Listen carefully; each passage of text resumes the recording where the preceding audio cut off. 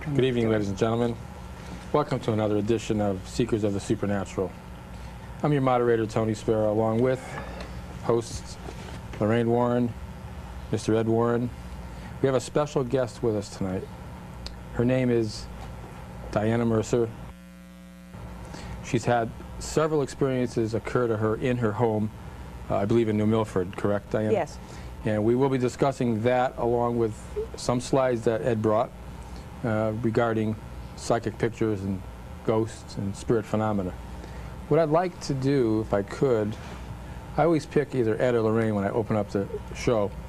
I like to pick the good-looking person if I could tonight. So Lorraine, will you please start? You want me to talk? Is that it? Tell us about Well, the phenomena.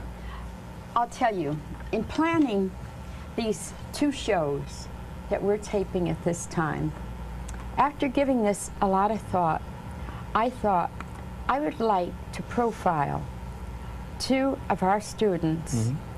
Who are these people? Who are the people, Tony, who really become involved in our work? And why do they become involved? Now, on another show, we more or less profiled Gail Martin concerning the outstanding psychic photographs that were taken. That helps you to understand the sensitivity of certain people. And a woman like that is very, very useful where you're going into haunted locations. Gail's been a student of yours for what? Oh, she's been a student, I would say now, about a year. About a year? About a year. Almost a year, maybe 6 months, I'd say. Is she at only 6 months? Actually, she's over there in the corner saying 3 months, so I guess we're all wrong. We're all wrong. So, she's been with us for a while. She's been with us for a while. Now... She keeps contradicting us. She won't be with us. Gail used to be one of our students. Now we have with us tonight a woman who has just returned from the United Kingdom with us. And Diana... A good one, too, I might add. Yes, she is. She's a very good.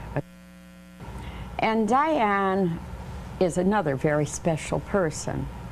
And once you work with Diane, and once you know Diane, you realize what a very special person that she is.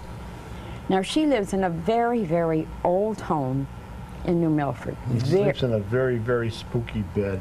Yeah, Ed always... Even I wouldn't sleep in that bed. Ed always Really? talked, no, it's beautiful. It's all handmade. It's very beautiful. It's all snakes. No, it isn't snakes. It's vines. It's beautiful. But the home... Have you ever seen Mark Twain's headboard in his bed in Hartford? No, yes. It's not really snakes, but it's all hand-carved, very, I don't know the word I'm looking for, but it's very garish. It is, and very ornate. Ornate. Yes, that's right. It is very ornate.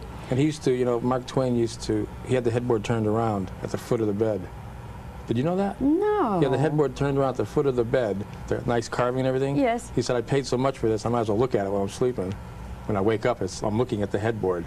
I like that. It's kind of a I like script. that. Go ahead, Lorraine. Well, Diana became involved with us.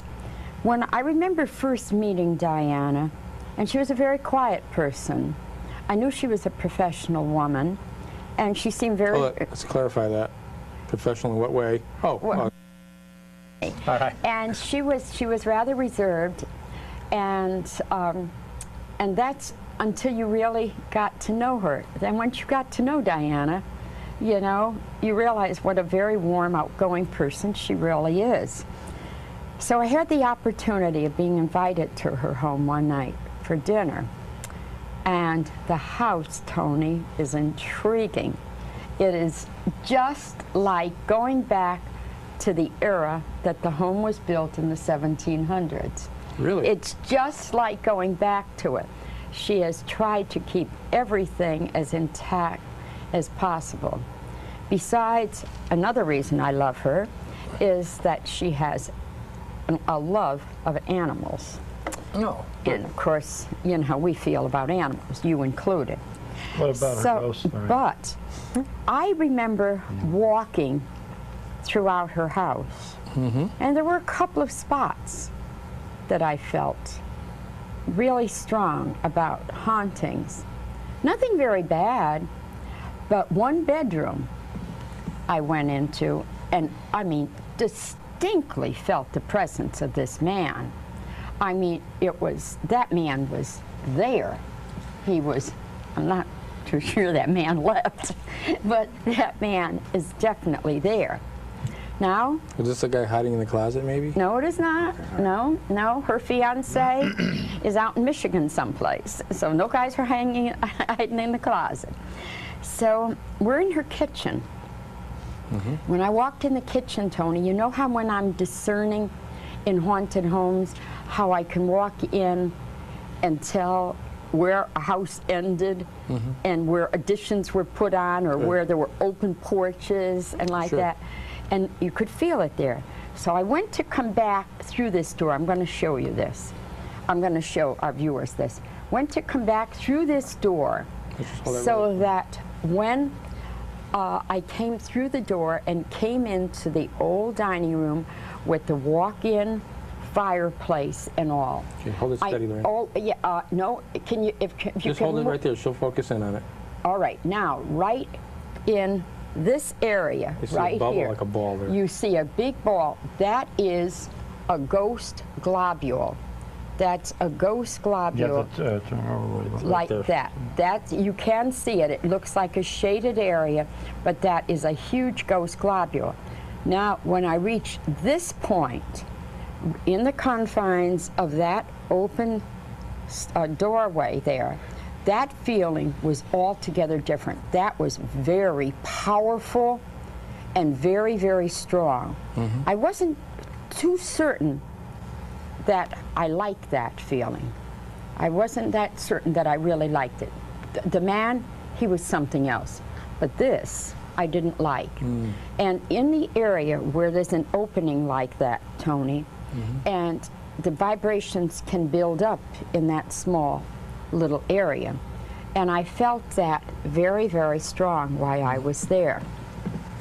Now, in the meantime, Diane shares the psychic experiences and ghostly experiences she's had. And then I'm going to let her tell what she's experienced and also about the religious conversion part. That's very important. Why don't we ask Diane about her experiences, Diana, Yes. in the house, if you could just delineate what occurred. Thanks, Diane. Sure. Well, my house was built in 1730, and I started renovating it in about 1989, and it was about probably 1995 when one morning about 4 o'clock in the morning I went down to the refrigerator to get a drink of water, and I was standing in the kitchen at the refrigerator, and I was facing out toward where Lorraine was pointing, where that ghost globule is, and I looked up and I saw a man who was sort of an opaque white, and he was standing there in all detail. He was wearing jeans and a flannel shirt, and he had a scruffy hairdo, sort of like you'd imagine a farmhand would look like, and I wasn't startled at all. You know, you'd think if you saw a ghost or something, you'd be very scared. But I wasn't startled. I just looked and I saw him, and I'm thinking, oh, hello, you know. And then I looked back.